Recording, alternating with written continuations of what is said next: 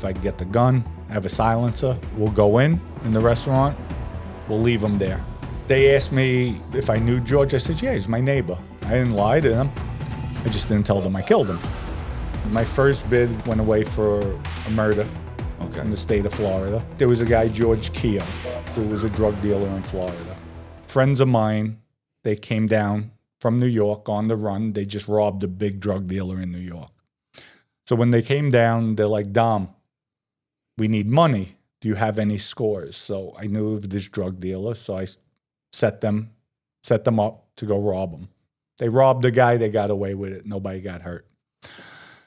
Right afterwards, the guy, George Cicale, calls me up. I know you had something to do with it. I got robbed. I'm like, what are you talking about? I'm not admitting anything. I know it was you. I know it was you. It wasn't me. We're going back and forth.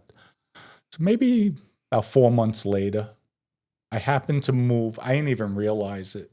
I moved in his complex, and I forgot that that's where he lived. In Florida? In Florida, in Pompano. You moved from New York to here? Yeah, I was living in Florida. I was in Pembroke Pines, Florida. Then from there, I went to Pompano. Okay. When I went to Pompano, it was the same complex where this drug dealer lived, and I didn't even realize it. This is the guy we robbed 4 months prior. One night, in the house, I get a knock on the door. I look out, it's George. I'm like, oh, shoot. Then it dawned on me. I'm like, I knew the complex looked familiar, but I just didn't put two and two together. I run upstairs. I get a gun. Go downstairs, open up the door, and I have the gun ready. I'm like, what's up, George? And he's drunk, wasted. And I see he has his shirt open. He has 2 pistols. I'm like, George, listen, it's late. You know I live here. Like, let's just tabletop this till tomorrow. Get some sleep. I'm not going anywhere, and we'll discuss it. He said, all right. He leaves. I go back upstairs. Next day, I see him. I said, listen, I didn't rob you. I had nothing to do with it. But let's do this. You know I have connections in New York. I know you have connections down here in Florida for drugs. We'll get drugs. We'll bring them up there. We'll flip them out. And whatever you feel you owed, we'll take that off the top. I said, that's fair. It's the best scenario. That's right. The best result you're going to get. So he tells me yes. Okay. In the interim, he came up with, he's like, hey, Dom, come all the way out west with me. Somebody owes me money.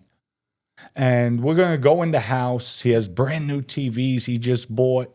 And you could keep the TVs. And I'm like, no, I'm not interested. Like, it just made no sense what he was saying. Maybe about a week passes by. He says, hey, Dom, why don't you and your wife come fishing with me? I'm going down to the Everglades. I'm like, nah, I'm not a fisher, George. Yeah. No, come on, you'll like it. It's quiet. It's tranquil. Nah, I'm okay. 2 weeks after that, my father's friends come down. Now, George comes with us. I have to go with one of them to collect money from an insurance guy. So we drive there. Now, George doesn't know these are my father's friends. He just thinks they're guys I met. I go upstairs with one of the guys, and my other father's friend was downstairs with George. Lo and behold, we come back. I drive them back to the motel. George and I leave. We go to the house, and we all meet up later that night for dinner. When I met up with them, the guy, Ernie, one of the guy's names, he said, Dom, I need to talk to you. What's up? He said, when we were upstairs collecting the insurance money, my other father's friend, Vinny, was downstairs with George. And George told Vinny, how well do you know Dominick? He says, I don't know him. I just met him. Well, would you be willing to kill him? I'll give you $20,000. Jesus. You can't even make this up. Right. So Vinny says, absolutely. But I don't have a gun. He says, well, I have one on me. So Vinny says, okay, here's what we're going to do. We're in the car. Dominick's driving. I'm going to give you a signal. Pass me the gun. So I'm driving. George passes him the gun. Obviously, Vinny didn't shoot me. Right. But he used the excuse afterwards. He told George, no, I saw cops. I was going to hit him there, but I didn't. BS them. So they tell me that. He's looking to kill you. I said, no, I had a feeling. go through the whole scenario. After that, I told my wife, I said, listen, you have a headache. You have a headache. I have to take you home. Vinny and Ernie, they tell George, you want to come with us back to the motel? We're getting hookers. So he says, okay. I said, my ex-wife, she turns around, I have a headache. I have to go. So I leave. They're going to the hotel. The plan was, Ernie, when George gets in the hotel, knock him out. Knock him out. I'll come there and we'll dump him somewhere. I'll kill him. Mm-hmm. He says, all right. I go home, drop her off. I get the gun. I have a silencer. So I'm going up there in Pompano. It's called, I think, Sandy Shoes Motel. How old are you, by the way, at this point? 87. So I think 22. This is 22 super years serious old. Shit for a fucking 20-some-odd-year-old kid. Sorry. Yeah. I'm sorry. No, that's the streets. Yeah. That's the streets. I mean, this is vastly different. Like, there's too many people, like, this is vastly different than a couple of gangbangers shooting each other. No. This is super thought out. Like, okay, yeah, this is a whole cat and mouse kind of thing going on. Sorry. Go ahead, though. I didn't mean to interrupt. No, that's okay. So with that, I go back to the motel. Now I knock on the door. For some reason, I said, let me put the silencer on the gun. I just had a sick feeling. I put the silencer on. Who opens up the door? It's George. So once he opened up the door, the chain was on. It's you. Okay. He unlocks it, opens it. I pushed him back and I put the gun up to him. And right away, Ernie grabs him. George always had 2 guns on him. Takes his 2 guns off and he's sitting on the bed. I have no money. And I'm like, this is not about money, George. You wanted to kill me? No. What are you talking about? I would never. Thought we were friends. Exactly. So, I mean, we went back and forth a little bit. All of a sudden, his last words were, now he's on the bed, on the edge of the bed. He's like, I have to pee. He gets up and runs for the door. I just turn around and I hit him in the back of the head. But as he's running forward, as soon as the bullet hit the back of his head, he stopped and his whole body jerked backwards. So I probably hit a nerve or something. Came backwards, tumbled over, was on the floor, just blood's coming out, and that was it. We put him up in the bed. We all go downstairs because now we're going to go get cleaning supplies and everything to clean up the room. Right. I go back upstairs, put another one in his head to make sure he's dead. And then that was it. We went back. Oh, I thought you were going to say he was gone. No. Like, he was gone, all right, okay. But not in that sense gone. We came back. We cleaned up the room, took the body. We were on the 3rd floor. So it was all wrapped up down the steps with the body. That doesn't look in the trunk of the car. It was about maybe 2:30, 3 in the morning. So it was pretty quiet. Okay. So put him in the trunk of the car, drove out to Palm Beach County and went west. And I found a canal. We dumped him in the canal. They wound up finding him a month later. Oh. Should have needed to go to the Everglades or what's the other Okeechobee swamp? The swamp at Okeechobee. They would have been gone. Yeah, alligators would have shoot them up.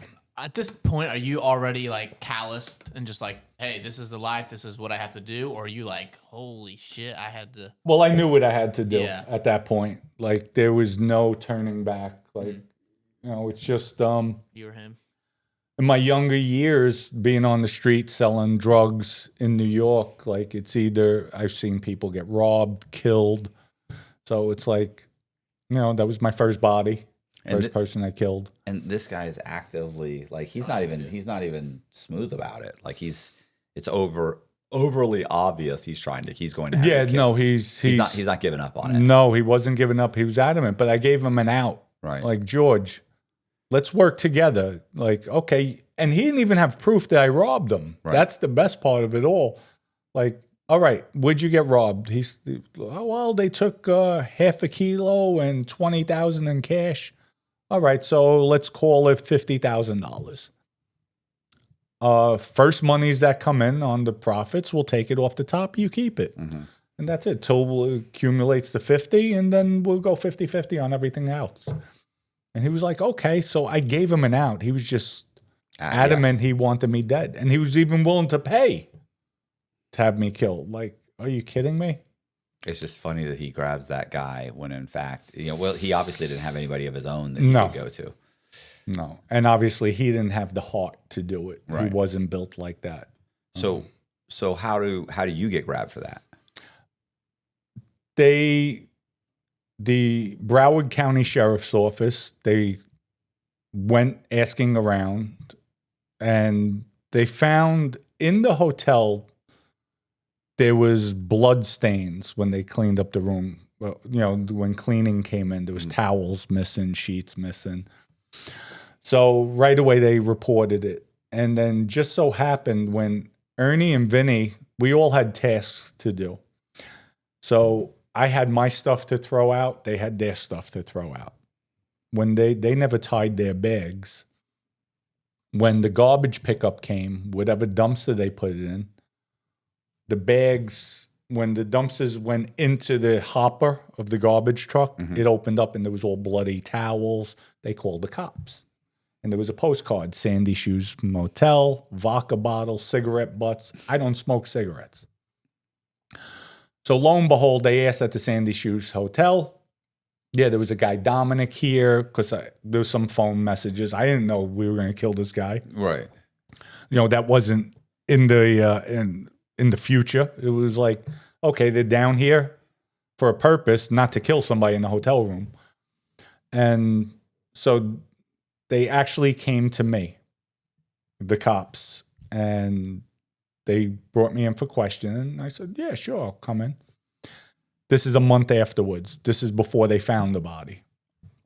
Oh, no, I'm sorry. They did find the body at this point. You ever read a headline and think, wait, that's not what I read earlier? Or hear a story that was covered two totally different ways and think, I wonder which one's telling the truth.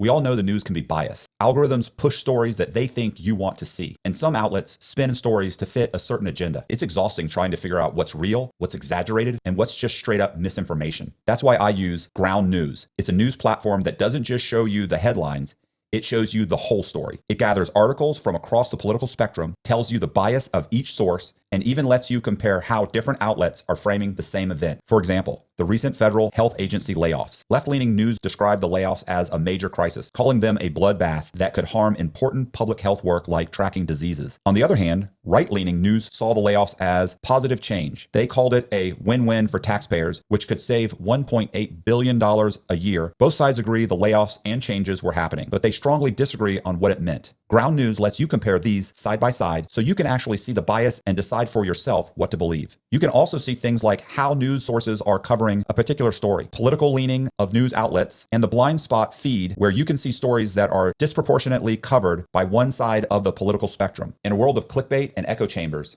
having access to all perspectives is more important than ever. That's why I love Ground News. It helps me cut through the noise and stay truly informed. And right now you can get 40% off the Vantage plan for unlimited access. Just hit the link in my description, ground.news/inside, and start seeing the news differently today. They asked me if I knew George. I said, yeah, he's my neighbor. We hang out, and that's it. I didn't lie to them. I just didn't tell them I killed him. Yeah. So they showed me a picture. Here's where I have to say I'm stupid. They showed me a picture of a guy who actually looked like Bozo the Clown. His name was probably Ernie. Is this Ernie? Because they had the people who were at the hotel room. Staff said, I guess they showed them pictures of George, myself. They said, yes, they were here. Is that Ernie? And I'm looking, I'm like, I don't know this guy. They locked me up for accessory to after the fact. They said, that's Ernie. So I was covering it up. I'm getting bail. As I'm getting bail, they're not releasing me. So finally my lawyer comes up. They just charge you with first-degree murder. At this point, I'm the only one arrested. I make bail on it.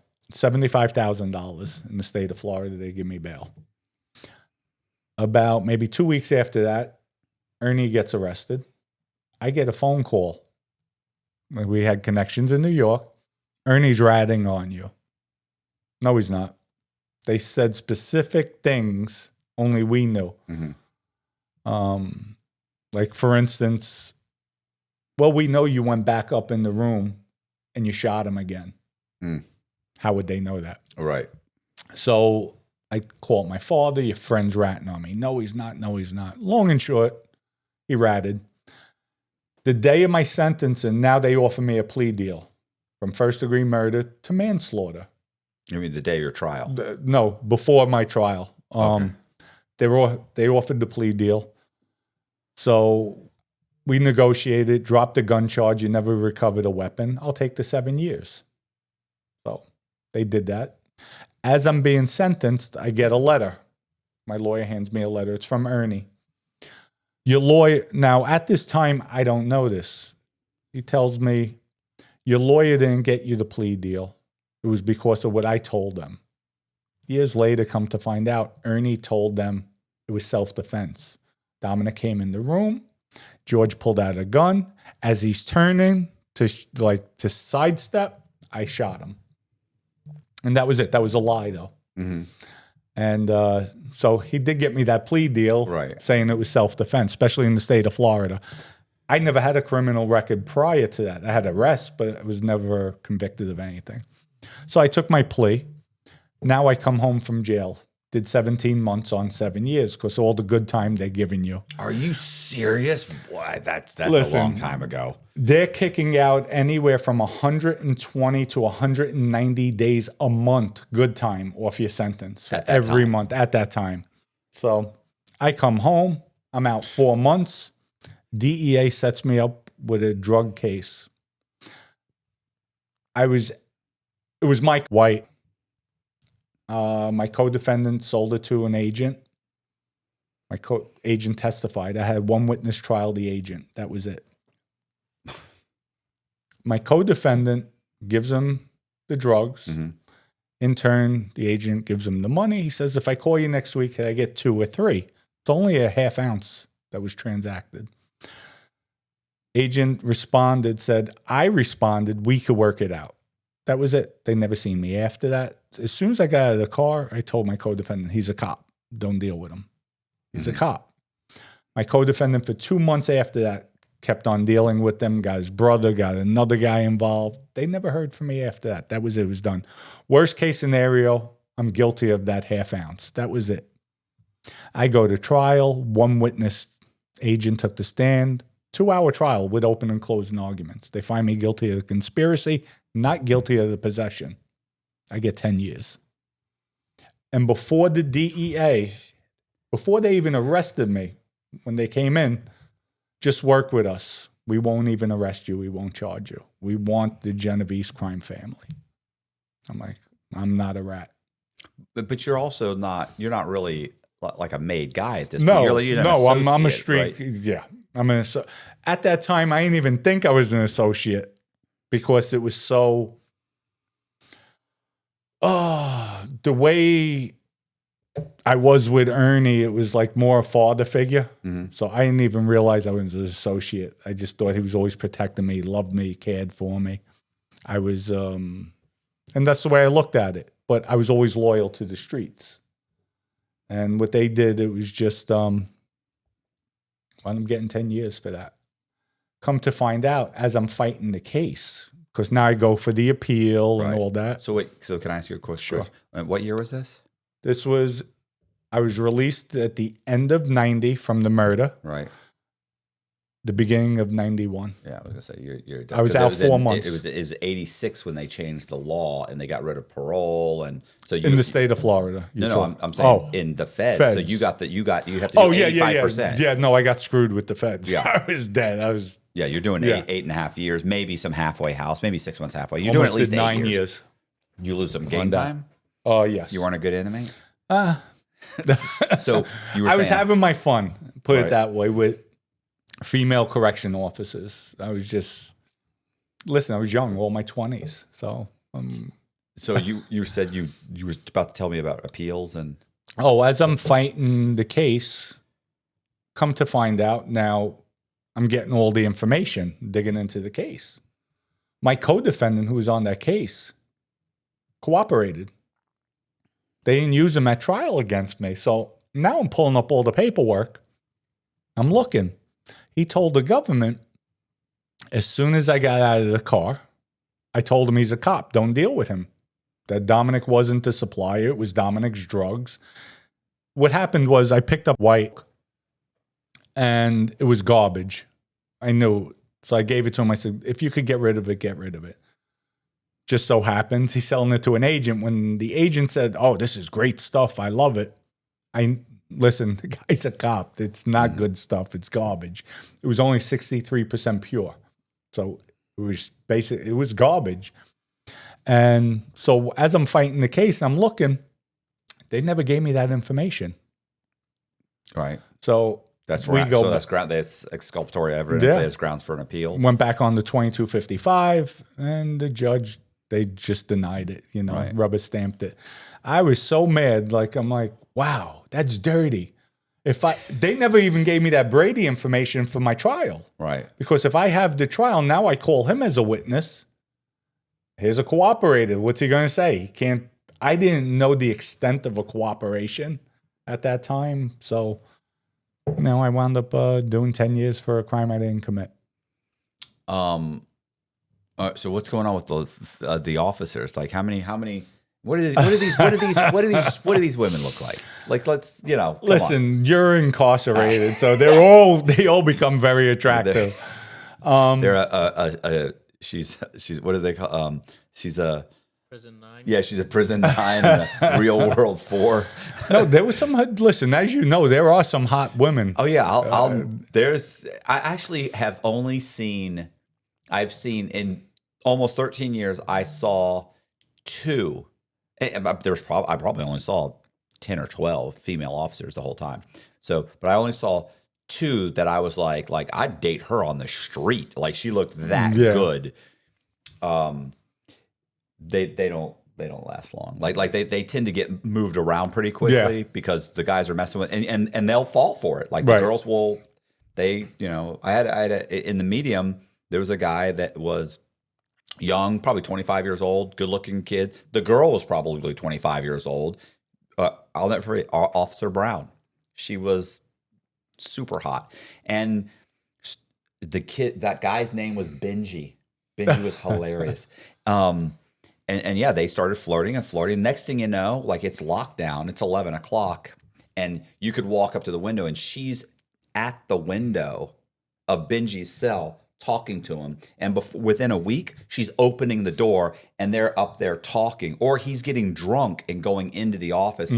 I'd say she lasted a month. They just moved her. They just moved her to another. They'll move them a few times and kind of give them a talking to and move them around. Then eventually they'll just fire them. Like, you're not getting it, sweetie. Right. And there was another one that there was a chick they called Trailer Park Barbie. She was a straight dirty foot. Cute though, and she worked commissary. Mean as a fucking snake. Mean, yell at you, scream, talk to you like you were a dog. Yeah, and it was just like I'll never forget a buddy of mine. She was yelling at him through. They have the plastic. Right. And she's like, he wanted to switch. He ordered, chocolate ice cream. They didn't have it, and he's like, oh, can I switch it can you give me vanilla? Give me what it is. She's like, no, it's not on the thing. He's like, no, come on, just switch it. I didn't know. You said it's okay. You didn't say it's outrageous. She's like, no, next, no. And so she's like, listen, and she starts screaming. And as she's screaming, and keep in mind, this place is packed. There's all these inmates there. She's like, screaming at him. He goes, shh. It touches the glass.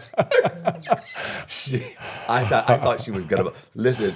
We were roaring laughing. But anyway, there was so yeah. There's some hot ones. Yeah, and at that time we had colleges. Teachers would come in from outside colleges. So now you had some pretty young girls coming. None of that's happening anymore. No. Well, the Zimmerman bill came out. And stopped all that. Stopped the weight program, the JCs. It was good. There was rehabilitation. There was programs. Now it's over. It's cattle call. That's all it is. It's money for them now. So So you're okay. So we're not going to get a specific story. That's fine. We had a story about a CEO and an inmate just do 6 million on TikTok. So we're Oh, like, yeah? Yeah. Oh, this nice. Was, he had a whole thing. It was hilarious too. Yeah. So you get out. So you get out after did you did 10 or 9? I did 9. I had a 10-year bid. So. Okay. So you got out at 9. Yeah. Supervised release. Supervised release. Where did I you had get 4 released? years. In Jersey. Actually, I was living in Rosenhain, New Jersey. That's by Vineland. And here's where you're going to like. One of the correction officers I wound up marrying from Farrington, New Jersey. Did she stay a She correctional? quit. No, she quit her job. And we got married while I was incarcerated. Marriage by phone. California has their law. You could get married by phone. So while I was in segregation, we hooked up a 3-way call.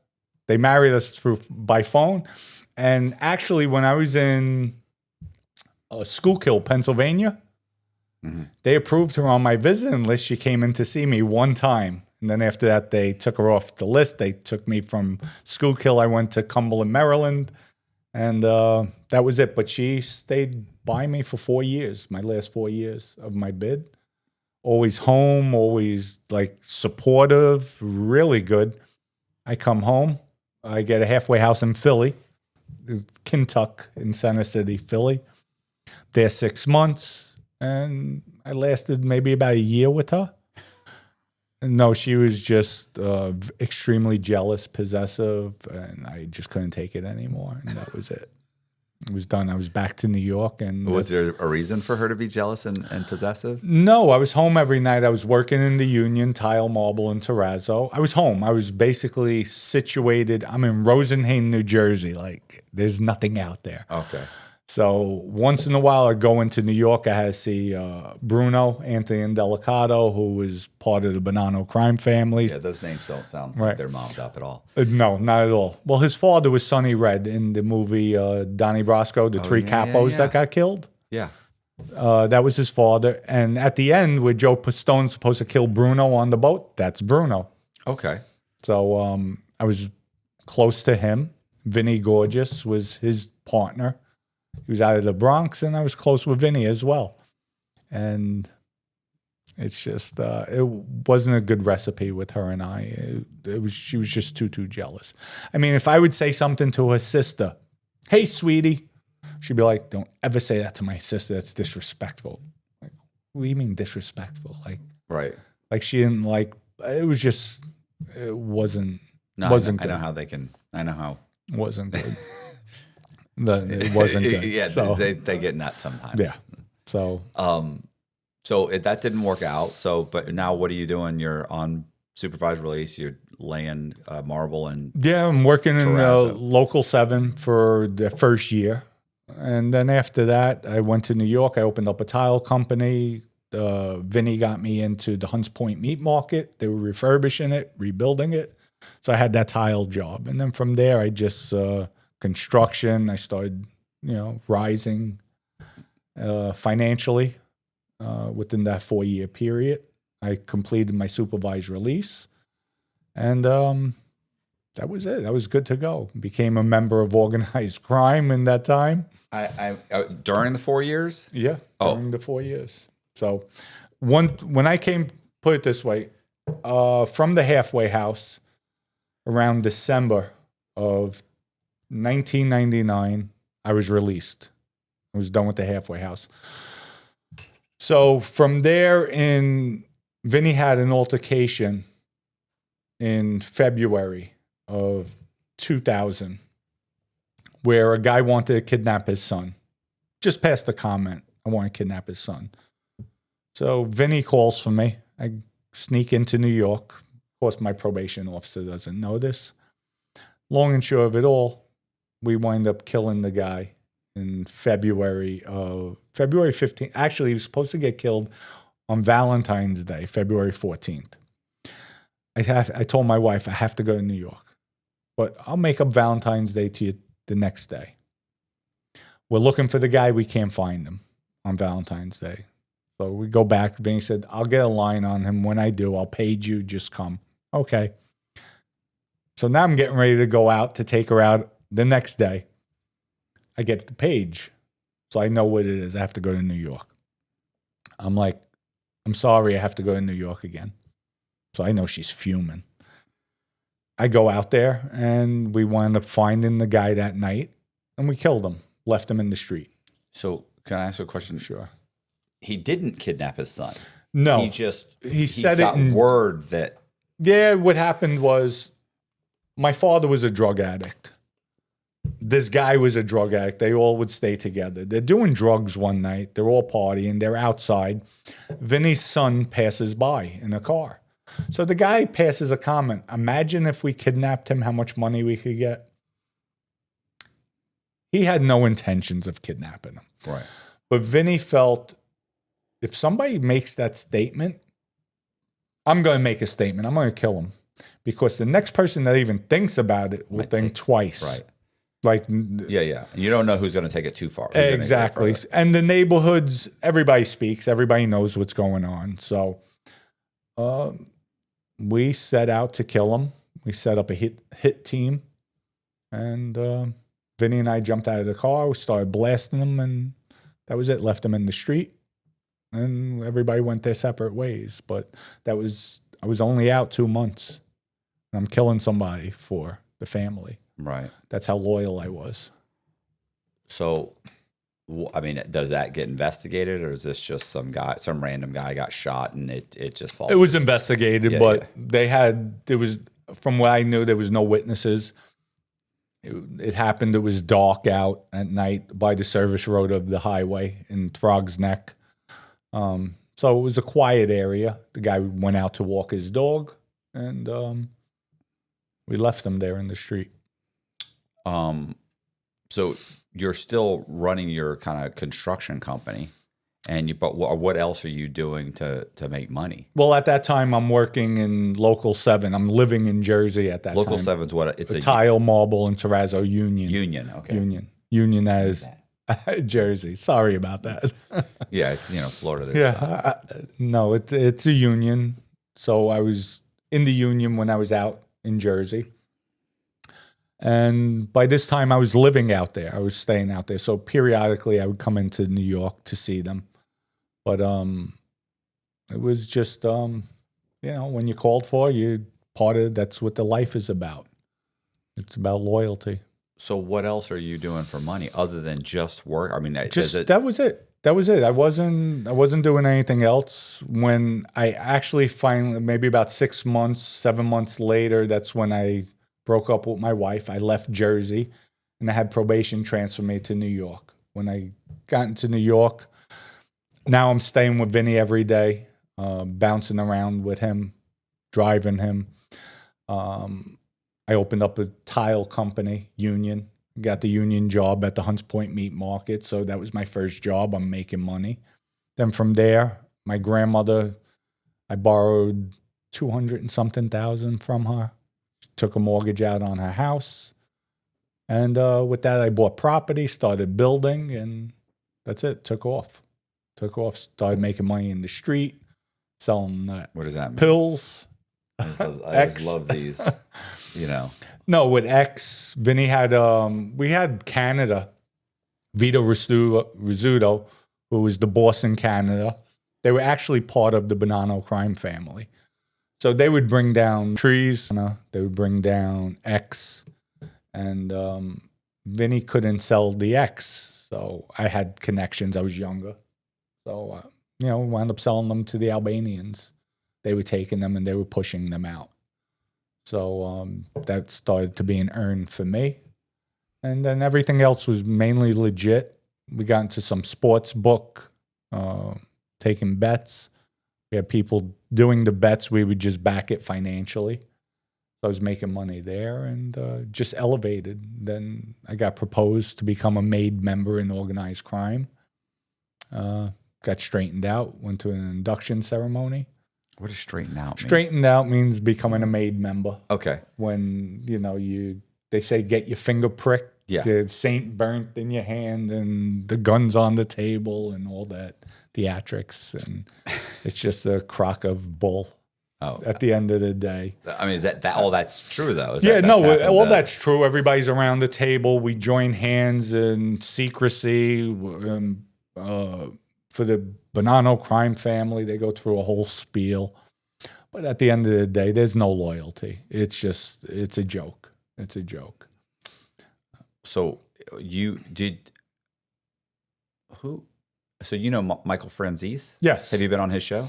No, not yet. Okay. So we're... Are you going to be on his show? Yeah, we talking. He said he's going to put me on to talk about my crypto. So you know what Soft White Underbelly is? Yes, okay. I've heard of him. So he had done Soft White Underbelly. That was the first time I was in the halfway house, and he had just done Soft White Underbelly. Maybe had he... about the same time, whatever, about around that same time. But yeah, that's how I first heard of him. And I'll never forget, and this is why it's important, is that there was one of the few times I started like reading the comments, and this woman said, "This man looks like he smells like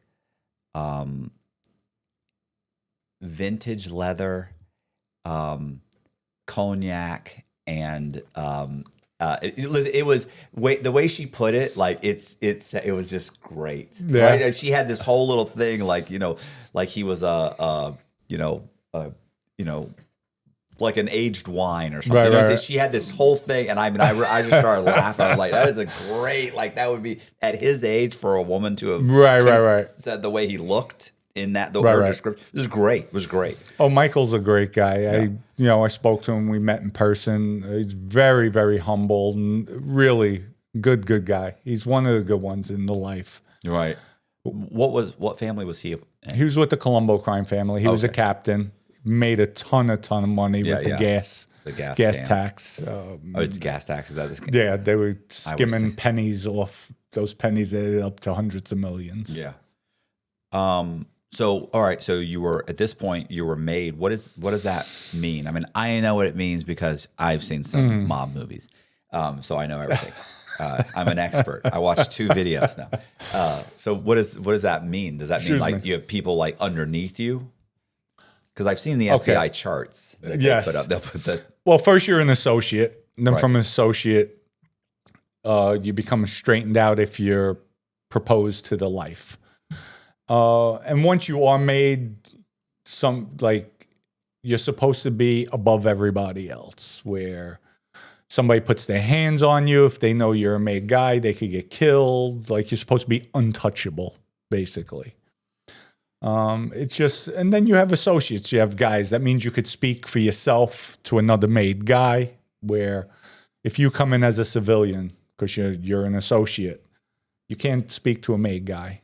Right. Unless they tell you. Now, if you have a relationship with a made guy, it's a different story, but you can't just go up to, say, Joe Blow. Hey, can I speak to you? Like, who are you? Like, if you don't know him, you can't. Right. Unless you're made. So they make it seem like it's very prestigious. It's an honor. This day and age, it's a disgrace. And here's the way I look at it. Nowadays, you have a lot of rats. Okay? Myself, I cooperated. No secret. There's about a dozen guys who cooperated, put guys away for life in prison. Guys died who they put away. They're in New York. They're in the construction business.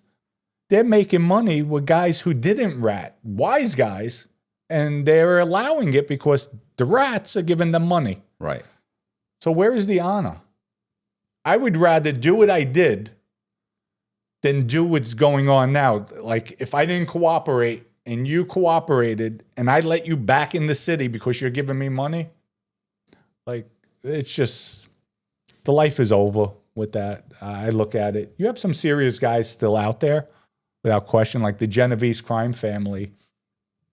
Right now, that's the most elite crime family. They're underground. They don't see anybody. They do have a few members who I just did a show on, Michael Hippie, who was using H in prison while he was straightened out. He was a soldier in the Genovese crime family, and that's a no-no. But these are the up-and-coming guys, the future of Cosa Nostra. And I look at it like, if he's the future of it, you're definitely like doomed. All right. What's a soldier? So how's a soldier? Is a soldier A like soldier an is a associate? guy. No, a soldier is a guy who's straightened out, a made guy. It's another terminology. Okay. You have a soldier, you have a capo, captain. You have the underboss, the consigliere, who... Which would, like, Sammy the Bull was... Sammy was the underboss. Okay. Consigliere is more like an attorney. It's a peacemaker in the family. It's somebody who has knowledge, wisdom. You know, it should be an older person. It was in Godfather. It was the Tom character. Egan. Yeah. Right. Right. And he was an attorney. Because he couldn't be made in it because he was adopted. He wasn't Correct. 100% Italian. And actually, the Godfather, right. that would never happen in real life because he's not Italian, and you have to be a made member to be a consigliere of a family. It's just somebody. Yeah, it's the movies. It's the movie. They glamorized the mafia too in the movies. It was a great movie. It was 1 and 2 were the best. The Godfather 3, it got like Michael. All of a sudden, he doesn't. They destroyed it. They destroyed that movie. 3 was horrible. I think, my opinion. So you were made. You've got guys underneath you now. When you're made, really, you answer to a captain. Right. Vinny was my captain. Like, what are you doing? Like, and you kind of explained it like I've got a regular business. It's legit. We're also doing, you said we have a number or a numbers racket? Sports bet. Right. We've got sports betting. I'm assuming none of that's legal, the sports betting and stuff. Okay. No. So you're doing you're doing other stuff to generate money. Like, how long does that and how old are you at this point? You got to be in your 30s. Yeah, no, I'm in my 30s. Okay. I'm with Vinny. No, we had a massive operation. What happened with the sports betting book? Actually, there was a kid around Vinny. His name was Lenny. We called him Casper. I know his last name wasn't Casper. I think he wound up testifying against Vinny Basciano.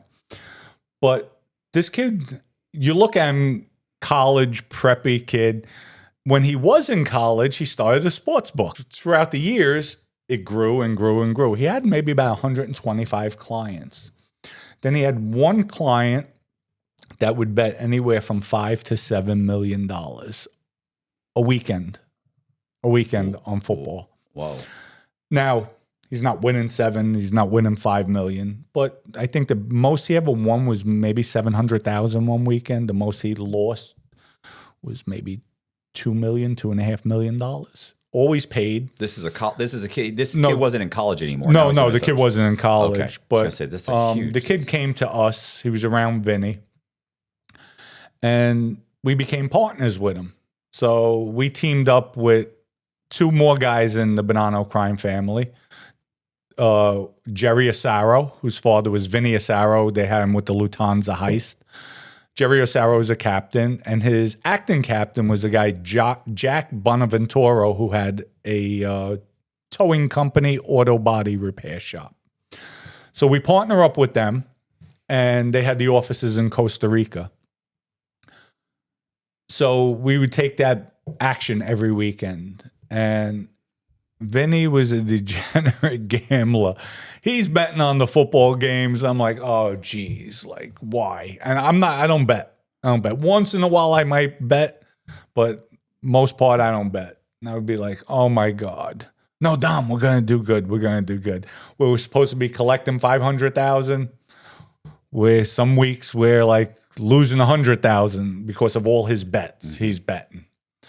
So that was a nightmare in itself. But we made a lot of money with that as well. Sports, the bookies always make at the end of the day. Where was I go? Oh, so with this guy, Lenny. You see now they have the QR codes? Yeah.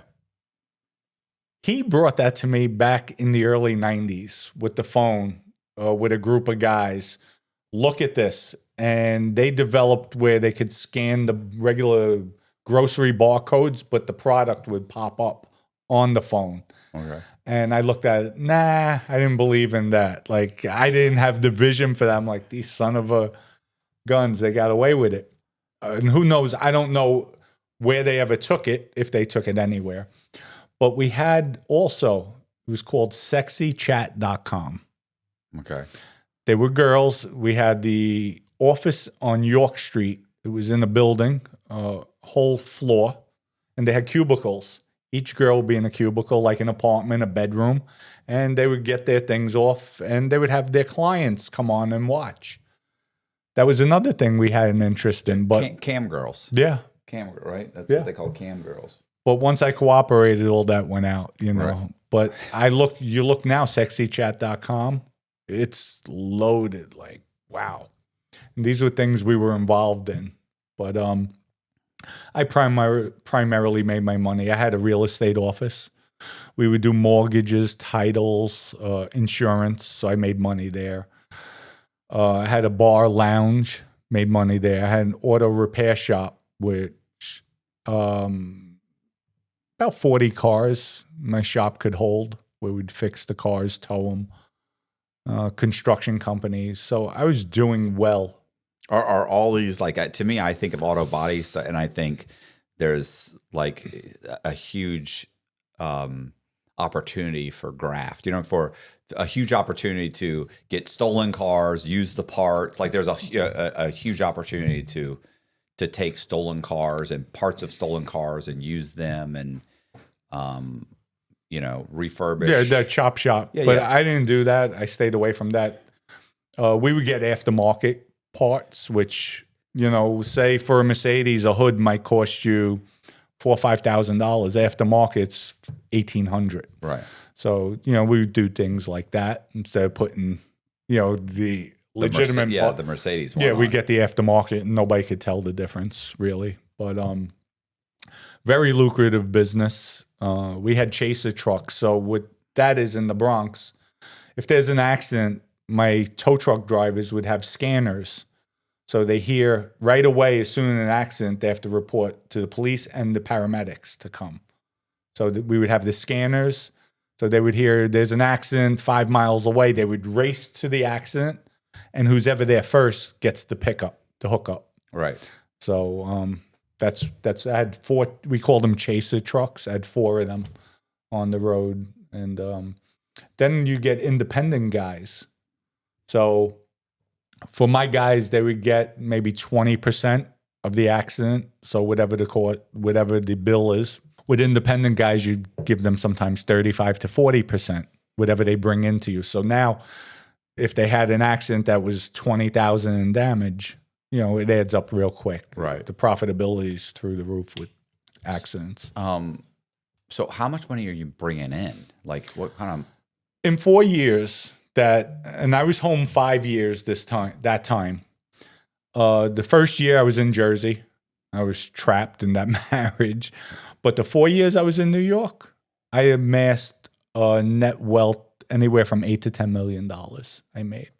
And 90% of it was through legitimate business. When I went away to jail for the crime families, my boss, Joe Messino, he was dubbed the last Don. He was one of the old school bosses, John Gotti era, Vincent DeChin, Gigante era. He wound up wearing a wire on the acting boss, Vinny Gorgeous, who was my mentor. And they were talking about me killing people, and they locked me up. When I got locked up, the crime family took everything, sold the bar lounge, the body shop, ran to the ground. There was $1.5 million debt in the red. It's just, they basically me. Well, so what happened? How does that start? That investigation? They just had him wired and he just, what was the investigation into him that caused him to cooperate and get wired up? Well, Joe Messino had a trial. He was fighting his case. He had 7 murders, homicides. Everybody in the Bonanno Crime Family, we did not have a cooperator until the early 2000s. Never in history. Before that, there was never a made member, a guy who was straightened out, who was in the Mafia, cooperated, ratted. We didn't have one. We were the only crime family. In 2000, I think it was 2002, 2003, our first one. And it brought down the boss, Joe Messino. His brother-in-law ratted on him. He was the underboss. There was all captains, maybe 6, 7 captains. They all told. We had maybe about a dozen all at once. So Joe Messino was locked up, facing 7 homicides, and he was going to trial. What Joe Messino did, which was disgusting, played everybody, government included. Joe Messino sends word out to Vinny Gorgeous, who is the acting boss for the crime family. Hey, now Joe Messino's prosecutor was Greg Andres. Sends word out, hey, this Greg is being very disrespectful to me. He eats at this restaurant every Thursday night. I can't take it anymore. So Vinny comes up to me, Dom, I just got word. I think we're going to have to kill the prosecutor. So I'm like, okay, what am I going to do? Our boss is sending word out. Okay. So I told Vinny, I said, do you want me to do it? He says, no, you and I will do it. We'll go in the restaurant. We'll leave him there. And who's going to be part of it? He said, Bruno, who's Anthony Delicato, another guy, Ace, Anthony Donato. We're setting up the hit team. But let me confirm it. I'm going to send word in through a different way because messages are coming in and out through lawyers, investigators. So because he didn't get bond. He's incarcerated. No, Joe Messino's in jail. Okay. He's getting ready to fight his federal? case. Federal, yes. Okay. He's in MD, I think MDC. Yeah, MDC Brooklyn, New York, the holding facility. A federal prosecutor. Yeah. You know, that is super serious. so Vinny sends word in through a different way, not through the way he got the message, through another way. So what Vinny said, hey, ask Joe the message he sent out. Does he want me to move on it? Joe never responds. So after 2 weeks goes by, Vinny said, I said, what's going on? He says, I don't know. He didn't respond. He's probably thinking about it. So, but be ready. If he sends the message, we're going to have to move quick and take him out. Okay. Now we'll fast forward. Joe never responded to that. Joe goes to trial and blows trial. The day he lost trial, when the jury came back and said guilty on all murders, he's facing life in prison, without a doubt. He told the lawyer, tell the judge and the prosecutor I want to speak to them. As he's being walked out of the courtroom, they accommodate him. Greg Andres is sitting back there. Joe says, I want to cooperate. Greg looks at him, tells him, who are you going to tell on? We already have everybody. All the years of crimes, your brother-in-law was the underboss, told us everything. You and him were like together for 40 years. Right. Like, you can't tell him. Well, what if I tell you there's a hit on the prosecutor? They have him take 2 lie detector tests. He failed them both. I know this because I was fighting the case. Mm-hmm.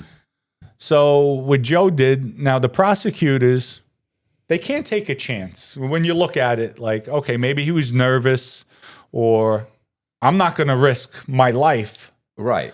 God forbid. So what they do is they indict Vinny Basciano.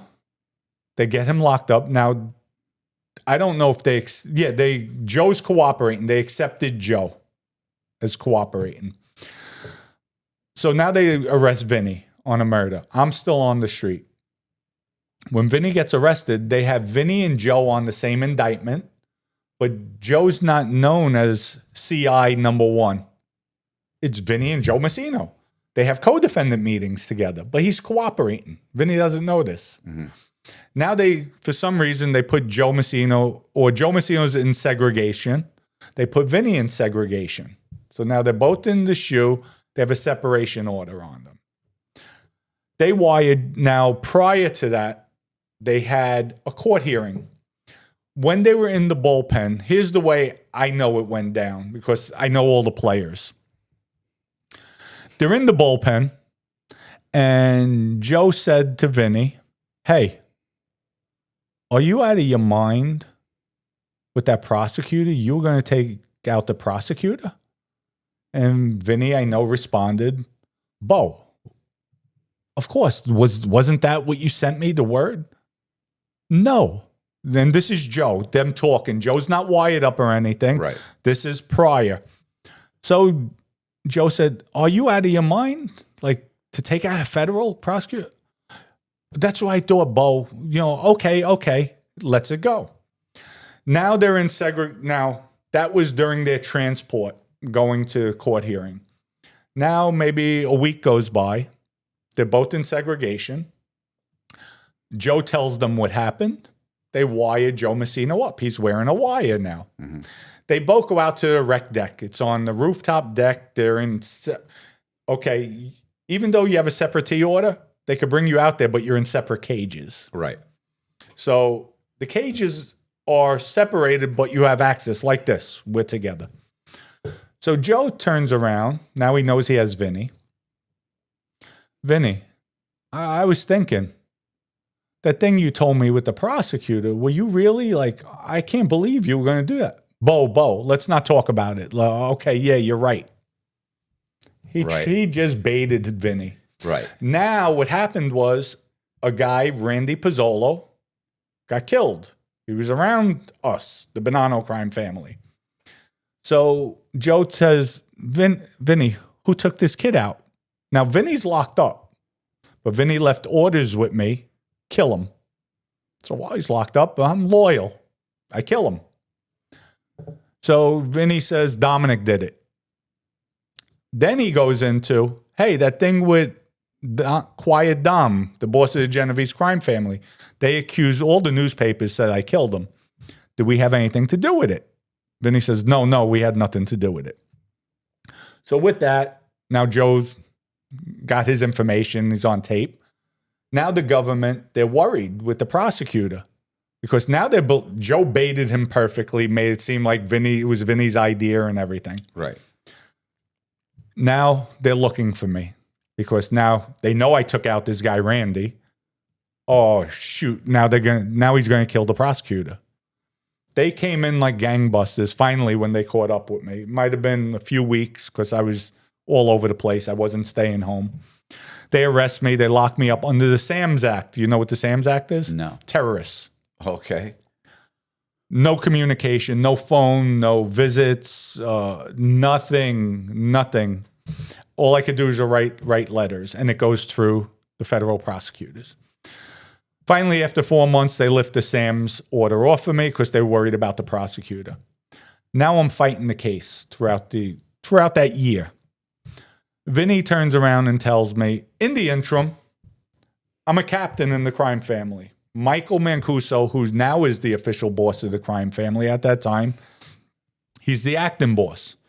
He takes all my guys and breaks up my entire crew. I'm like, Vinny, why would he do that? I'm not found guilty yet.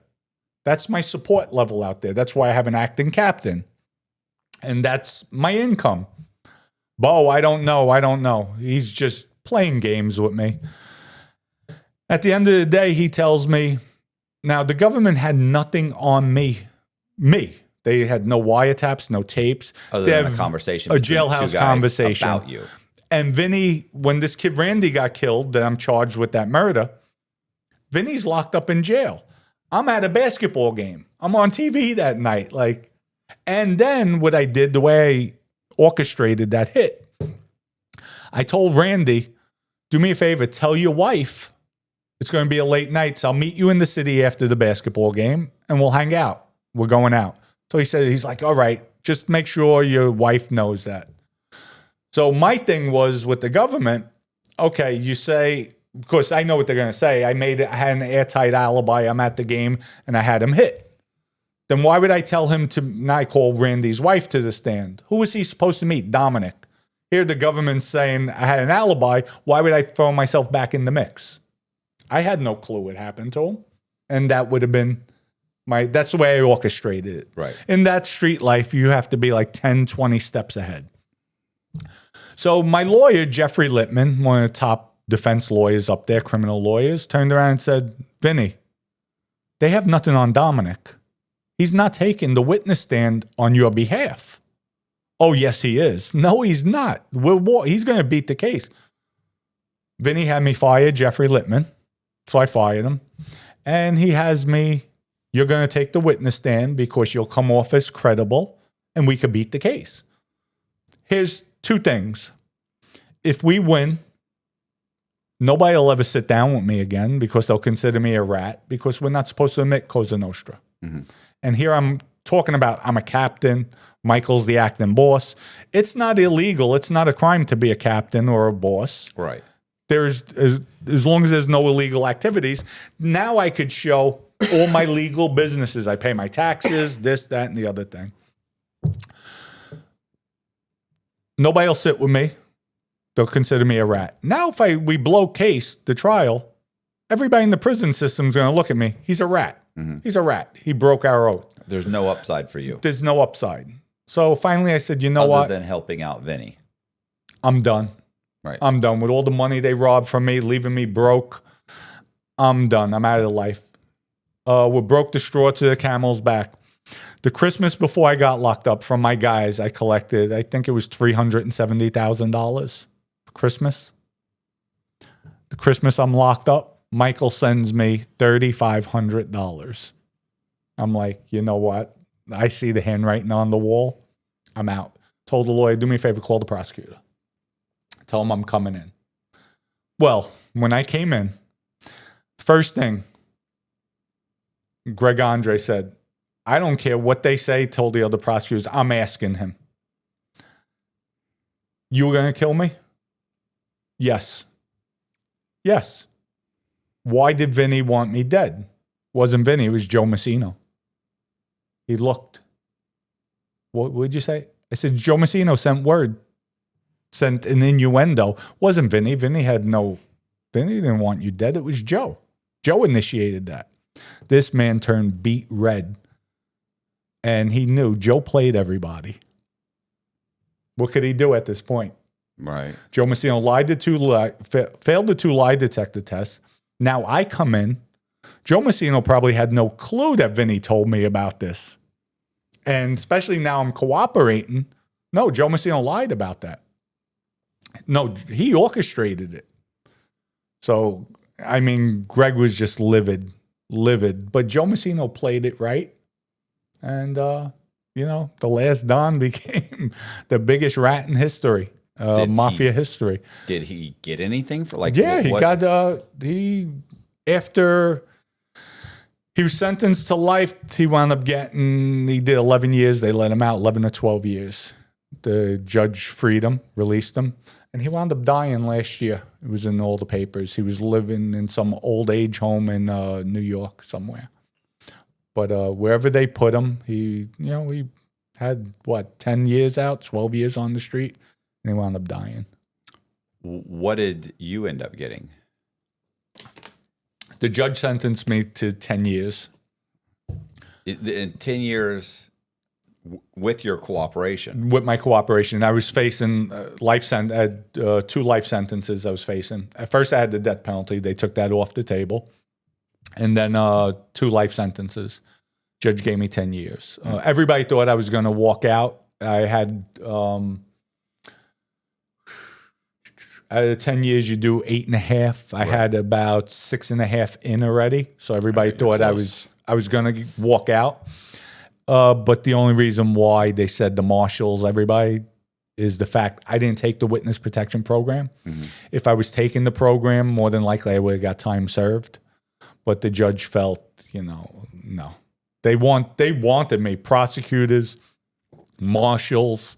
They wanted me to take phase 2 of the witness protection program, and I just couldn't be away from my daughter, my kids, my mother.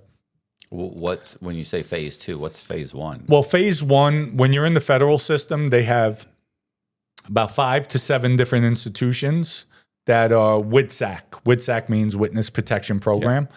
It's within the BOP. So they house you where there's all witness protection people. Right. It's not a dropout yard. You have to go through the marshals. You have to take a lie detector test. They do a thorough scanning that you're not going to go in there and harm anybody. So you go into that. And then phase 2 is where they give you a new identity and, they put you in Arizona. Right. Next to Sammy the Bull. So you did another 2.5 years. 2.5 years. I was released from Otisville, New York, where they have a program up there, witness protection program in the system. They have a unit there. And then I came down to Orlando, Florida. And you know what it felt like, Matt? If you can remember back when your first day going to kindergarten at 5 years old, you're scared, you don't know anybody. But you acclimate quick because you're young and there's kids there your own age. Picture, I think I was 44, 45, being dropped off in Orlando, $25,000 check from the government. Have a nice day. Not knowing anybody. Right. That's scary. And it wasn't like I was a carpenter. Like I had construction companies, but I hired people to do the work. Yeah. I had auto repair shops. I hired people to do the work. So I had no vocational tech training, no education. I had a GED, some college courses, but that was it. So getting back on my feet, and here's where I'll go back. There's a guy, his name is Yehuda Kaplan. President Trump, just a Jewish fellow. I go back with him many, many years. And I was always respectful, always, there for everybody. Never took advantage. He was a friend. And Yehuda's the type of guy who believes in people. When I mentioned I was going to cooperate, I had asked him, he said, Dom, just do it. Get out of their life. It's not for you. And I'm very close with his family. He was just appointed as ambassador for anti-Semitic. Semitic, right. Wait, you got me. Yes, I'm getting tongue-tied now. And that's a prestigious position. And he told me, he's like, Dom, I've always believed in you. I'm proud of you, how you prospered. And when I came home, he had a job. $200 million construction job. Right. He's like, Dom, I have a job for you in Miami. I'm not interested. It's construction. It's 700 homes. I'm not interested. Dom, it's $200 million. I'll be down there tomorrow. Right. So for 2 years, I was traveling back and forth. My probation wouldn't let me stay down there. I had to text them in the morning when I left Orlando and text them at night when I came home. So that's anywhere from 7 to 7+ hours of driving. I did that 4, sometimes 5 days a week. And massive job. And that's what I did. And he believed in me. I just, I had 1,000 hours community service. I did it through the Jewish community. I assisted with synagogues and wherever they needed help, certain rabbis. And, like he said, Dom, I believe in people. I believe in the good. I saw good in you, and that's why I believed in you. And, because of him, it helped me elevate that much quicker back into society, back financially, where now I could buy properties. And that's what I did. I started buying properties around my area with all the money I was making off the job. And from there was no stopping me. Again, getting back on my feet. But it was scary coming out and not knowing. How many years ago was that? That was 2013. I came home. This is the first time in my adult life I'm out this long in the street. I don't even have a parking ticket. Like, I just been by the law. Whenever I do something in my life, it's always 100%, 1,000%. And I felt if I'm turning my life around, I'm going to do it. I'm not going to be a knucklehead where I'm going to just keep on messing up, going back in. Even my own family members turned around and said, past comments, he hasn't changed. He'll be back in. And that was when I first came home in 2013. Give him a few years, he'll be back in. And I look at them like, wow, what garbage you are to say that. And these are first cousins turning around saying, passing comments like that. Well, it's it's always somebody who's not doing as well as you're doing. It's like they want you to fail. So but I wasn't doing well. I just came home. It's like, wow, like you're that hateful. Like how? Well, it's still jealousy. People are jealous. They probably thought he will do well. So to make myself feel better, I'll say, he'll be back. He'll go right back to prison. He'll, especially since you haven't given him any, at this point, any reason to think that. Right. Other than the last few decades of going in and out of prison.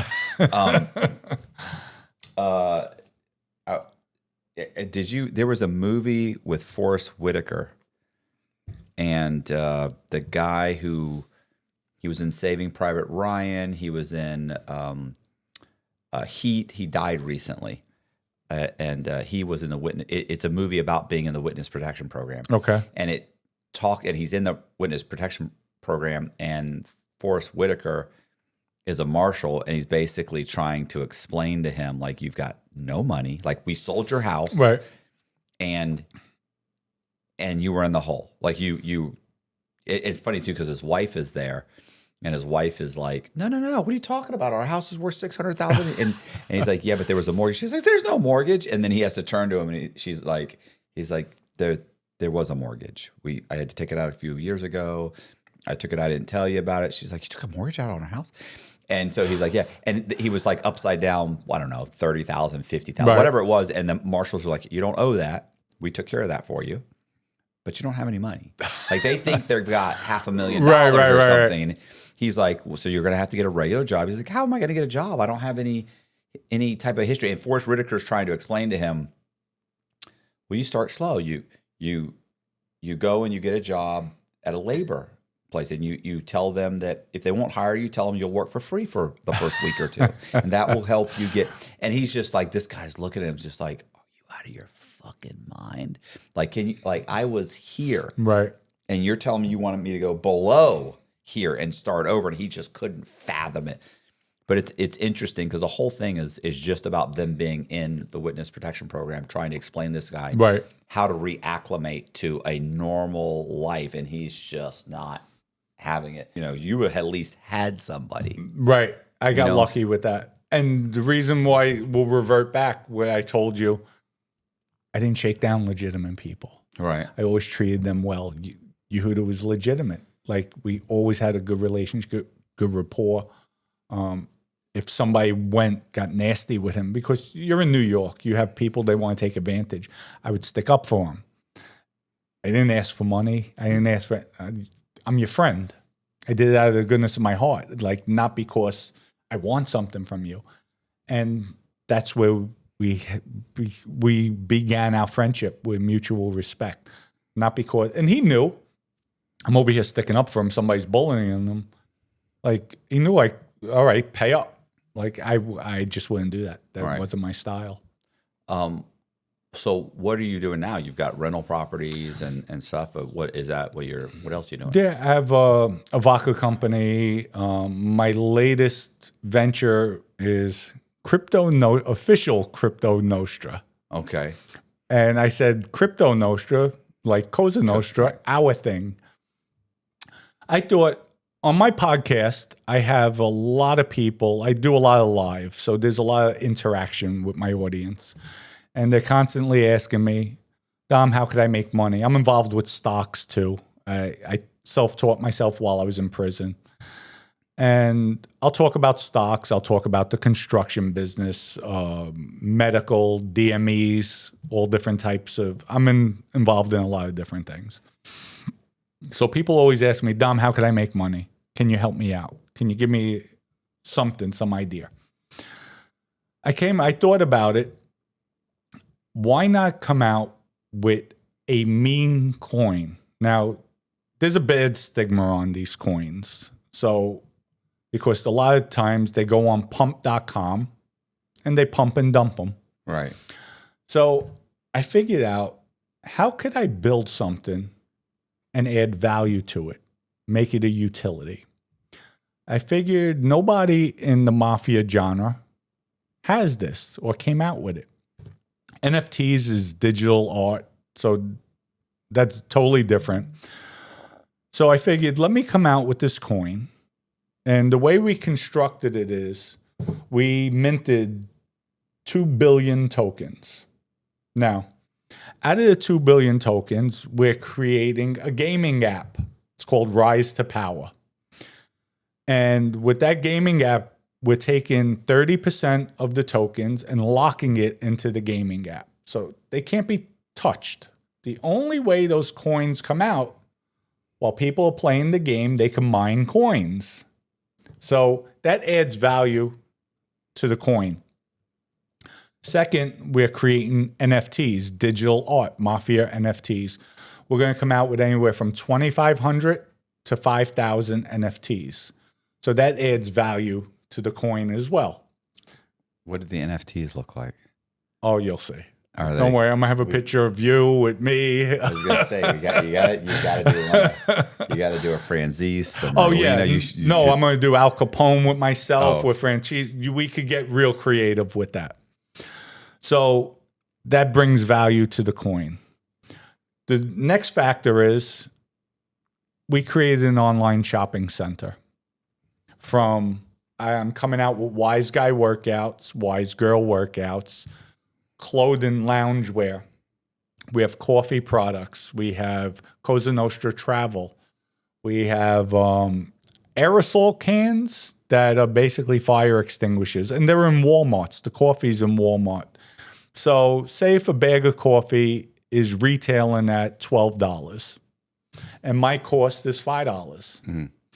You could buy it on the website for $12 or use Crypto Nostra. We're going to have a wallet set up on the website. Pay with Crypto Nostra and pay $5. I'm giving everything at cost. If my shirts are selling for $40 and it's costing me $25, pay with Crypto Nostra, $25. What I'm doing is creating an ecosystem, and I added to a meme coin. Now it became a utility coin. So it brings up the value of the coin. We just had our pre-sale, and we're being launched off of Radium, and then you have to go through Phantom, the wallet. Phantom, because of that Hawk tour, I don't know if you heard of it. Yeah, I know who. I know the chick, and I know she did kind of a rug pull. A rug pull, right. Correct. They had 90% of that coin, the tokens, were in only 10 wallets. So they had the majority of tokens. And I'll go back to that in a minute. But with the Haktua, they did the rug pull on it. With us, our tokens, right now we sold out of our pre-sale. We had 400 million tokens on the pre-sale. We sold out. We raised $154,000. That's in our liquidity pool. We have, I think last count was maybe 142 wallets. So ours, it's all spread out. Yeah. It's not loaded up. What I did was on the open market, we launched tomorrow. We have 375 million tokens are left for the open market. We have 75 million tokens that are put aside for advertising, marketing, influencers. So what I did was I told my audience, we're going to put 50 million tokens up in a pool. So if I have 100 people that sign up, they have to abide by the terms and conditions of the contract. They have to promote. So every time we tweet something, put something on Instagram, they have to repost it and go on sites and promote the coin. For about 10, 15 minutes a day, that's it. When the coin hits, everybody has their wallet with, say, 500,000 coins in the wallet, 100 people. For them to have ownership, for it to be theirs, the coin has to reach 50 cents. Once it reaches 50 cents, it's their wallet. But the wallet's locked until one or two things happen. The coin hits $4, then it'll get released. They'll get the access code. They just made $2 million if that happens. If that doesn't happen, then there's a 6-month waiting period. But they have to live up to the terms and conditions to help promote the coin throughout the 6 months. After that time, they'll get an activation code where if the coin's trading at 50 cents, $1, $2, it's their money. So I'm engaging the audience. I'm only good I'm only as good as my people around me. And I'm making everybody feel they're part of something bigger. They're part of a family, a group. And at the same time, it's free. They come on, they join. But the vision with this coin is to make it a utility, make it a currency. Nobody has done that. So I'm putting foundations in place, levels in place where it's going to become valuable. It's not just a meme token. Trump's coin, official Trump, it's just a meme coin. There's no value to it other than the name recognition, Trump. Right. Ours, we're putting value behind it. We're making it a utility at the same time. Are you doing, I mean, are you coming out with other stuff other than other like things you can buy with the coin or?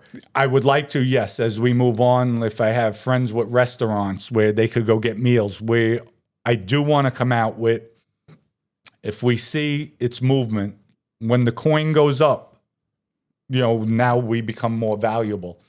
So the company, there's 30% that gets locked into the game, 30% that's in the company that stays there. It's not going to be sold. Not, down the road, yes, as we grow, where I could say, let's do a credit card, let's do a debit card, because now we're worth a lot of money. The coin goes up. We have the value. I'm going to do things to build the company because at the end of the day, I want to leave behind the legacy. And this could be a legacy here. And we could be noticed by a lot of people. We're doing the right thing. We're donating. There's 25% goes to charity. We have because I have a 1% transaction fee. And on the website, it's called a white paper. So it shows where everything's accountable. You show everybody where percentages are going. And I think with the gaming app, we're adding value. We're giving back to the people. It's a free gaming app. So while they're playing the game, they can mine coins. And at the end of the day, after a month, after 2 months, they have $100 in coins. They could keep it. They could sell it. They could do whatever they want with it. What is the game? Rise to Power. Well, I know that, but I'm saying, what is it? What is it like? It's like just a simple game. It's nothing. Not a first-person shooter. No. No. You go to different levels. You want to hit the pinnacle of boss. Okay. So you go from a street guy to an associate to a soldier, and it's different levels. So right now, I should have the prototype in the next 2 weeks, but the game should be completed in the next 5 to 6 weeks. It should be out there. And everything's about timing. The coin gets launched officially tomorrow. Like I said, the market makers will have it. So it's on them. Every transaction, we get a 1% transaction fee. That's why on the shopping cart, I could afford to ship for free. That's another thing. Use the token, free shipping. I want to make it, especially in today's economy where prices are high. I'm giving back, but at the same time, I'm building something. I have a vision for the future. And we all know crypto is the future. It's definitely the future without a doubt. And I just have something here. I think we have a nice, unique niche where if it's done right, we could build this to a nice company and very profitable. You got to get all the mob genre guys. You got to get them all on board. It's funny that you say that. I spoke to Michael. I'm supposed to be going on his show, Franchise, talking about that too as well. What about Sammy the Bull? Oh, Sammy, him and I don't see eye to eye. He's a snake. He's no good. I call him Scammy, actually. Yeah, I don't talk to Sammy anymore. He's shiesty. He did something dirty with me. What about... who else is there? Nadu? Nadu? No, Nadu. He's a piece of garbage. Is he? He came out. He's talking about the coin, saying I'm doing a rug pull. Nasty. He's jealous. He's just nasty. He's supposed to have come on here. He's canceled twice. Like he said, I want to come to team. I want to come on your show. And then something happened. And then he rescheduled again, and then he I don't know what's going on. I don't know. I could tell you one thing about him. I used to he once in a while puts, no, I shouldn't even say that. I'll be fair. He puts out good content. He put out content on me twice, lying. Once talking about, because I had a Patreon with him. Mm-hmm. He told all the viewers, he went partners with a guy, Frankie Gioia, who's just coming out in the Mafia genre. He was with the Lucchese Crime Family. And Frankie wound up kicking him to the curb. So Jeff went on to tell everybody how bad Frankie is, but then he made it about me. Talking about, I came to him for production, promotions, because I know he knows how to do things and all this. So, of course, all lies. I combated him. I went on my show and I showed people the text messages from him. Dom, thank you so much for allowing me the opportunity. I didn't, he asked me. And it says it. It says it in the text messages. So I called him out on everything. I spent about an hour show. And I went boom, boom, line by line. Comes out recently and he's talking about my coin's a rug pull. Dominick, what are you doing? You're scamming people now? Dominick, you were never loyal to anybody. Like, really? So I hit him with, Jeff, I wasn't loyal to anybody. I could have ratted 20 years ago when the government set me up on a fake drug case. I didn't rat. I killed people in organized crime for the family. That's not loyalty. I was going to kill the prosecutor. That's not loyalty. Like, at the end of the day, you don't know what loyalty is. The only time I broke my loyalty was when I cooperated with the government. But for you to come on and say, I'm doing a rug pull, how is it a rug pull when I built a gaming app behind it? I have close to $500,000 invested into this. I'm doing online shopping. I'm engaging the audience with a 50 million coin pool. We're doing the NFTs. That's not a rug pull. And by the way, Jeff, just so you know, after the Haktua girl, we were audited by Phantom. And we had my app builders, the people that's creating this, had to get verified. And basically, it's a background check to make sure they're not associated with any rug pulls. Right. So you don't know, and I'm not going on pump.com. This is my coin. I own everything. So for you to say that, and he kept on saying during his tyrant about me, his rant, Dominick, you could sue me anytime. You could go ahead and try to sue me. And by the way, Jeff, I had the lawyers look into it already. I do have a lawsuit. Right. What I'm doing right now is an asset search to see if you have anything to sue. And I left it at that. But I'm like, and I told him, out of sincerity, I have no ill feelings towards anybody. I said, Jeff, you know what? Sign up for my influencer program with the 50 million coins because, Jeff, I know with your outreach, you'll make things happen. And Jeff, it's free money for you. What do you have to lose? Time. And if it is a scam, now you have more content to talk about me. So come on, sign up, Jeff. And I say that sincerely, not being sarcastic, but at the end of the day, he's just a miserable person. Mm-hmm. And right now, he has his head up somebody's butt so far. Is this I've seen it's funny that I saw all the him going to Merlino's sandwich place, mm-hmm. and initially I thought he was kind of I thought he had an issue with Merlino. He did. They did a while back. Yeah, Joey even said. Joey got on there and ripped Nadeau. Yeah, I thought there was a little feud going on. Yeah, there was. And I didn't think anything of it until he came up on my thing and he's eating a Philly's cheesesteak. He's talking about how good it is. Right. And he's going on and on about, whatever. The bread, I know everything. Yeah. No, I heard a lot of good things about it. And he's going on and on about it, and I'm thinking, oh, they must have, I was like, I thought there was an issue there, but so let's put him aside. Let's say, so we got Wade. I can hook you up with Wade. Wade's another. Okay. Wade is he knows all about.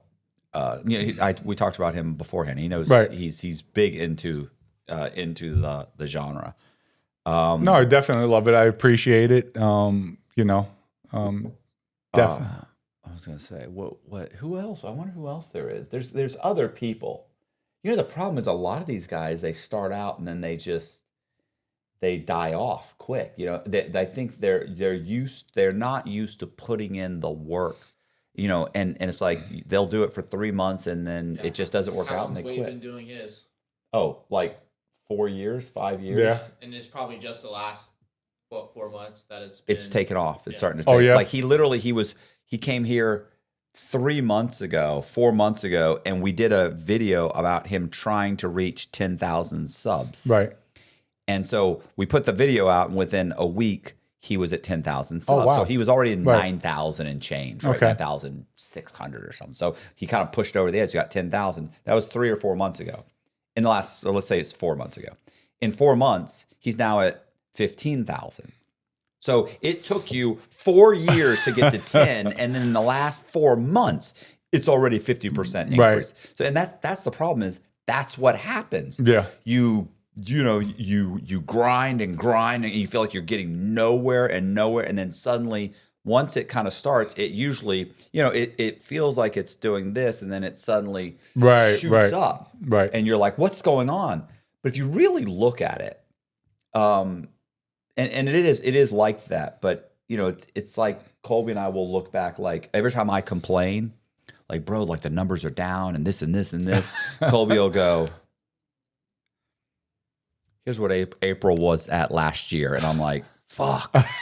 like, you know what I'm saying? Like as bad as we're doing, it's double that. Right. You don't realize You don't.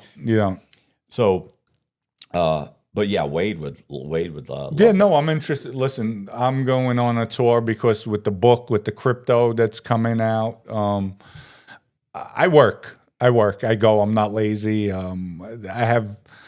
God has blessed me with vision, and I tell everybody all the time.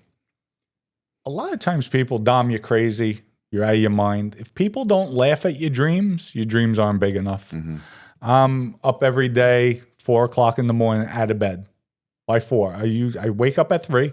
My doctors are like, Dom, don't get out. I used to get out of bed at 3. He's like, don't do it. That's the worst thing you could do. Stay in bed. Even though you're up at least 4 o'clock, because by you getting out of bed at 3, it puts your body into a night shift mode, and that's not good for you. So I'll stay in bed, but I'm up every morning. I do my paperwork. That's when I come up with ideas. It's quiet. It's peaceful. And I'm in the gym by 6:30, 6:20. Yeah, that was me 2 years ago. Now it's like 7:30. Although we were this morning, we got up and Jess and I were there by. Was it 6? It was probably 6. Listen, when you texted me, I was at the gym. Okay. Oh wow, yeah, that was 5. Yeah, it was like 5:30. Yeah. Wow. Yeah, it was probably 5:30. That's right. Yeah, I know. That's rare. Matt at like 5 Usually a.m. I know he's gonna respond right 6 away. or 7. But I'm the same way. I wake up at like 2 or 3. Right. Sometimes I'll lay there for 2 hours, 3 hours before I get out of bed. Sometimes if I'm lucky, I might drift off again. But usually I'm up. A couple of years ago, like it hadn't been like this in probably over a year, where I woke up at 4 o'clock, and by 5:30 we were at the gym. And we worked out for 30 to 45 minutes. Because it doesn't take a lot. Like I'm not. Yeah, me too. I'm going me through too. Everyone's like, "Oh, you work out? Bro, I go through the motions." Yeah, I stay 45 minutes to an hour. Everything's light. You don't hear me grunting or screaming or, "Come on, one more. Let's put another plate on there." None of that's happening. Listen, at our age, we don't need that. It's just maintaining. That's all. Yeah. Listen, 80% of it is diet anyway. Yeah. That's my problem. It is. I love to eat. Me too. But I don't know where we were going with this. Anyway, working. But yeah, I work probably 60, 80 hours a week. I'm working all the time. I'm texting all the time. Right. I'm doing whatever, But I'm sure you enjoy what you're doing. Listen, remember how we were figuring out when you were going to come? Right. How I moved it multiple because I'm trying to get it. Can I get 2 people in one? Can I move this? Can I, moving it around, like trying to maximize the time. And even tonight, I still have, after this, I have a phone call to make with the guy. But I mean, we already talked about this earlier where we all think, but I work all the time. I love working. Yeah. It's all I want to do. So why? Which is horrible. Yeah. That's really horrible. But yeah, this is like the whole thing's taken off, and who else? You showed me. There's a couple other mob channels that are out there. You know what it is? Even in the mob genre, so many people are jealous. It's disgusting. Yeah. I mean, it's ridiculous. I would say the only one who's not is Michael Franchese. He's on a different level. Yeah. But everybody's Sammy, Mikey Scars. They're just, to me, they're doing their own thing. They're successful at it, but nobody wants to get together and do something good. And everybody's ego. Everybody has egos. Well, and I remember Merlino started his podcast, which was funny because it's like it started out, then it kind of failed, and then it. Well, they shadow, but what's it called? No, shadow ban. I think he was saying he was shadow banned. No, because every other word's an F word. Oh yeah. So they demonetized it. Yeah, he was. It's so funny too because I so wanted to reach out and be like, look, you got a winning formula. You have to. All you got. You know what I'm saying? Right. But by that time. There's already like I don't even say it's a mini feud because guys will say, oh, he said this, like, I don't even think this guy, you know what I'm saying? Right. Thinks about me. Like, I don't think about him. He didn't really think about me, but like, he's got real feuds going on. Right. Oh, he's got major feuds. But he likes it. It fuels him. It does. And it's funny too, because there's nothing, the first time I mentioned him and that I did, and that, you know, I had lunch with him a few times. The first time, I was gonna say, like, I don't change anything. Right. He's done nothing but prove everything I said, which was he's extremely unhappy. He's miserable. He was miserable the whole time that we sat there and I listened to him just complain and bitch and moan. And then I've never watched a full video until recently, which was the one about Gene Borello. Okay, with the girl. Yes, and what's the guy's name? It's not Marlena. I mean, it's Snuff. Merlino. I call him Snuffy. Snuffleupagus. Snuff. I don't know what Merlino would do if it weren't for Snuff. Snuff is 90% of the podcast. Right. Merlino's the face.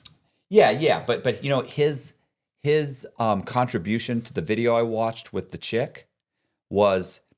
He sat there, and his contribution was, what do you expect? He's a fucking rat. These fucking rats. Woman beater. He's a piece of woman beater. He's a woman beater. You know, he tied women to beds, and he fucking, he's saying stuff I've never heard. Yeah. He this, he that, he did. And I was thinking to myself, like, hey, I felt for Snuff. He's trying to kind of like, I feel like he wanted to say, what are you doing, bro? Like help participate in a little bit more positive way than just reiterating the same thing. Like you've got a recipe for an amazing podcast. You just have to. He's too rough. He's too rough around the edges. Because he comes up with some good ones, though. Listen, the one-liners. He spoke about his uncle. Did you know his uncle cooperated? Yeah. Oh, when the cousin called him, hey, my father passed away. Okay, and. What should I do with him? When's trash day? Thursday. Throw him in the effing trash. Yeah, I was like, oh my God, he didn't just do that. And I believe him doing that too. No doubt. I have no doubt. That no doubt. He does come up with some zingers though. I laugh. But yeah, they could have. Well, I think their thing is taking off. I think Patreon. That's where they're probably they're making money on Patreon. He's doing like $30 a person. Is he? I heard. I never checked. I could never get paid. I can't barely get $10. Really, we're struggling for 10. No, he's loved. He's loved out there. He's loved. Oh God. Yeah. What else? What do you think? So I guess is he? So are we thinking he could jump on the crypto? Who, Merlino? Oh, I would love. Listen, I would love to bring him on because you know what? It shows the world. Okay, they have their differences. Cool. Call me. You could get on. Call me a rat to my face. I'm going to agree. I ratted. Yeah, I ratted. Said that. Listen, I did a video the other day where I was like, look, if you make that decision, I got no problem with you. Like people are like, oh, people say this. People say, I have no problem with that. Right. Here, I had to weigh. And there came a time. Kelby's heard this. Right. There came a time when I had to weigh the respect of my fellow scumbag criminals. Or 12 more years of freedom Right. It was not a hard decision, you know? So, and I knew that because just like how you said, you know, there's, you were never loyal and everything. Right. When the first time I I know you don't really know my story, but the first time I got in trouble was I had two people that, when I say friends, we went on vacations together. We babysat each other's kids. We went to parties together. We talked all the time. We both own mortgage companies. These people got in trouble. They ran what's called a straw man scam. They got investigated by the FBI. They came to me. I know you're under investigation. And they asked me to refinance their house and get them $75,000 to pay their attorney. I did. I didn't charge them anything. Nothing. I give them the 75 grand. They go and hire an attorney. The first thing their attorney says is, you need to wear a wire on this guy. They wear a wire on me. So they wear a wire on me. They get me talking about, you know, manufacturing W-2s, pay stubs, everything. Right. So I just completely bury myself. I don't realize what's happening. Right. About halfway through the conversation, I realize, fuck, they're wired. Never once did I think that they were going to cooperate. They were cooperating against me. Everybody I knew was telling me, they're 5-0. You stay away from them. Right. They're going to fucking cooperate. I'm like, they're friends of mine. I remember I got into an argument with my wife. I was like, what the fuck? We went to Puerto Rico together. We go to vacation. We go to Disney World. Babysit. Like, Right. What is wrong with you? My wife at the time, way smarter than me, Puerto Rican. She's got family members that are in federal prison. She Right. knows people. She knows how it works. I'm an upper middle class white guy who doesn't know anybody that's ever been in trouble. So I don't really know how it works. She's saying, stay away from them. And I was thinking to myself, my God, like we were at their party the other day. What are you doing? I'm going to refinance their house. Don't do it. I do. They wear a wire. I get in trouble. FBI comes in. They want to talk to me, and I say, "No, I'm not going to talk to the FBI." I go hire my own lawyer, $75,000. Apparently, that's what you get to as a lawyer. Go in the door. By the way, I want to plead guilty. 75 grand. 75 grand to plead guilty. Wow. So he gives 75,000. I tell him I don't want to talk to the FBI because he told me. By the way, you'll love this. He told me, "You haven't been indicted. They just want to talk to you. But they've got a wire." Right. I can keep you from being indicted. Here's what you're going to do. You go into your office. They believe that you're running a mill, that you guys are committing fraud constantly. Right. Go get 5 or 10 files of your most egregious fraudulent files. Bring them to the office. I'll have the FBI come in. You can explain about your brokers and who's you work with them. I'm like, right. He's like, cooperate with them, and I can keep you from being indicted. I'm like, yeah, but what happens to my brokers? And he's like, well, I mean, they'll be indicted, but you haven't been. We can keep you from that. It's called pretrial intervention or whatever they call it. And I went, I'm not going to do that. I saw The Godfather. Like, you know what I'm saying? That's what I'm thinking. I would never. Like, how dare, I was disgusted. You know how I feel? I feel like when I watch these guys who have never been in trouble, or they've been in trouble, they got arrested one time for selling a little grass, and the cops telling them they're facing 20 years when really they're facing 6 months probation. Right. And they say, I'm not going to talk. And then they get 6 months probation or 2 years probation. You were never really looking at time. Right. And now they're gangsters. Right. Oh, if I got a fucking license, I just take it. Motherfucker, you were selling some weed. You were never facing 20 years. It's all a lie. But they feel like gangsters. I felt like a gangster. I also felt like the crime they had me for was lying on some applications. The FBI was saying there's $500,000 in loss. I'm saying there's no loss. There never was any loss because those were mortgages that were taken out on properties that were worth more than the mortgages. Right. So there's no loss. Right. They're trying to scare me. My lawyer's trying to scare me. Whatever. I'm like, I'm not looking at jail time here. Right. My lawyer's telling me I'm looking at 3 years. But I realize he's wrong because they're giving him bad information, because I understand that you can't say that there's potential loss. If I borrow $500,000 on a house that's worth $600,000, there's no potential loss. Right. It's fraud, but if there's no dollar loss, you're not going to jail. Right. At that level, I've never been in trouble. So I say, no, I'm not doing that. Absolutely not. I'll take the plea. They also wanted to indict my wife. I said, drop the charge on my wife. I'll take the plea. Right. That's what happens. So that happens. The next time I got in trouble, I went on the run. But that time, everybody I knew that was spoken to, that was involved in the crime, all of them cooperated. Everybody. I had like 15, maybe 13. I had roughly 15 people on my indictment. It was my name, and it was, unnamed co-conspirator, One. B4, or I'm sorry, like BG. Then unnamed co-conspirator SB, unnamed co-conspirator G, whatever. Like they were just the initials, right? Sometimes they do it different. So there was like 13 people that I'm like, all these people are unnamed, but they've all cooperated. Right. So I'm on the run for 3 years. By the time I get caught, I now know everybody's cooperated. Mm-hmm. So it's like the first time I didn't plead guilty.